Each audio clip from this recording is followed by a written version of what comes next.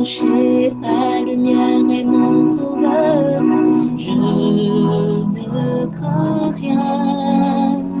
Il est mon rempart et mon ferme soutien. De qui pourrais-je avoir peur? Shalom. Nous avons aujourd'hui la croquette biblique numéro 243, tirée de Job au chapitre 25, verset 1. Il y est écrit, Bildad de Chouach prit la parole et dit. Dans les versets, les chapitres 23 et 24, Job s'est exprimé. La manière dont Job s'est exprimé n'a pas plu à ses amis. Une fois de plus, et voilà, cette fois-ci, c'est Bildad qui doit rebondir pour répondre. On le sait, une compréhension globale de tout leur discours, les discours de ses amis jusque-là, montre très bien que tous s'étaient entendus. Ils avaient une rencontre préalable et s'étaient entendus sur ce qu'ils devaient dire à Job. Et maintenant, par rapport à cette entente-là, chacun se rassurait au moment de prendre son discours qu'il pouvait aller dans ce sens. Et donc, Bildad, une fois de plus, ira donc dans le sens de l'entente qu'il avait eue avec ses autres amis.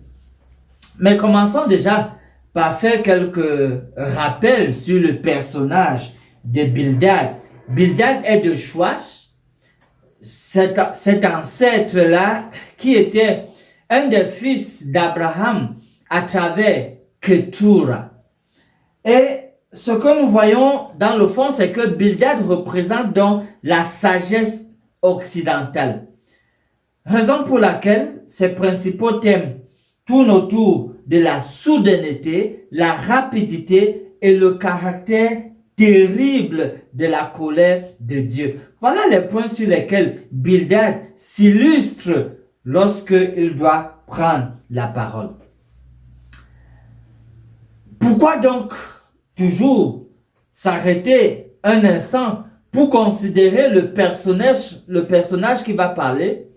Parce que la personnalité de ce personnage va transparaître dans ses propos.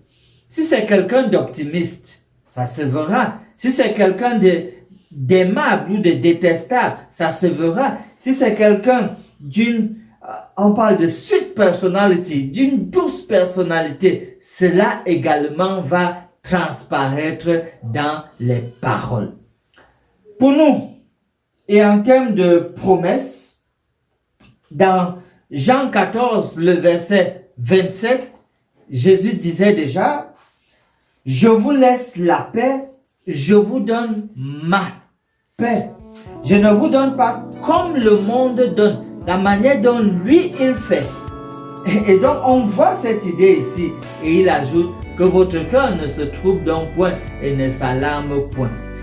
C'est tout à fait profitable et meilleur et bénéfique de compter sur le Seigneur Jésus, de s'appuyer sur lui.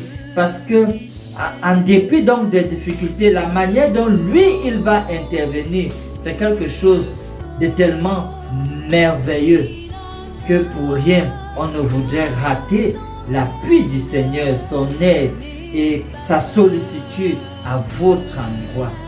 Croyez et tenez fermement en Jésus. Finissons par ce mot de prière.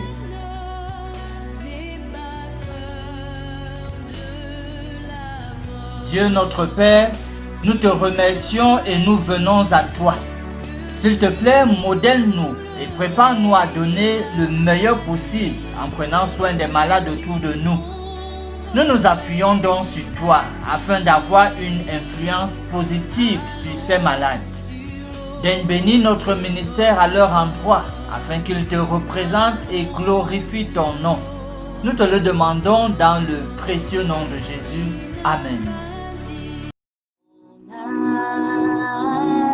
Espérons l'Éternel, mon âme, espérons l'Éternel, qu'un chant s'élève au Dieu du ciel, qu'un chant s'élève au Dieu du ciel, mon